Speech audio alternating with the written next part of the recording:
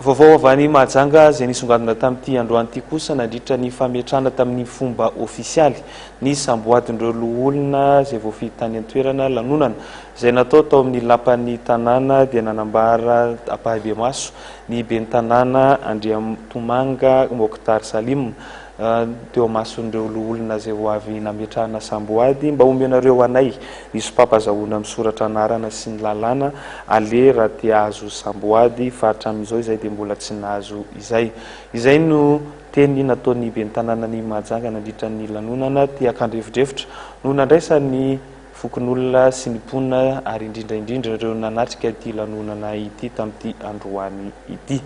Rembava ihany mahakasika an'iny fa ivadika pejim-baovao ahafatanteraka isika.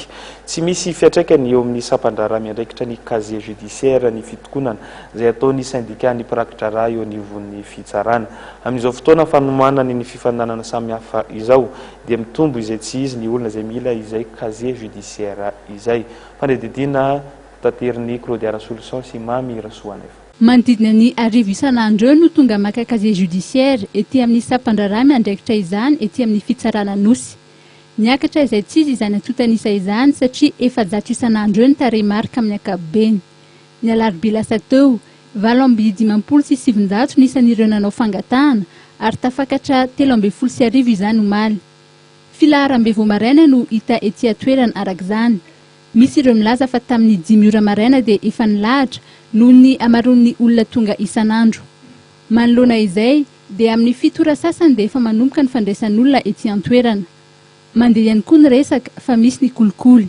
Efa misy ny fepetraresina mba tsy anjakan'ny kolikoly raha ny fanazavana izay noety ny lehibe ny mpirakitra eny anivon'ny fitsarana ambaratonga voalohany. Mba tsy anjakan'ny fanaovan'ireo sasany kolikoly dia arivo ariary ihany tompoko ny casier judiciaire anankiray ary tsy maintsy atao ataratasy atao atsoratra zany ny fangatahana fa tsy misy tsony ireo olona zay satria teo aloha manko misy an'ireny olona zay mivarotra imprimé reny dia reny mivarotra imprimé reny ihany no mangataka 3,000, 4,000, 5,000 amin'ireny olona zay maniry zay ahazo an'izany casier judiciaire zany ny androany ka ho anareo zay mangataka casier judiciaire eto anivon'ny fitsarana ambaratonga voalohany zany dia aterina ny maraina izy dia alaina ny hariva na ny apitso ihany fa tsy mijanona aty aminay ao anatin'ny 3 andro na 4 andro fa noho ny fahamaroany no mahatonga an'izay hoe 2 andro aterina androany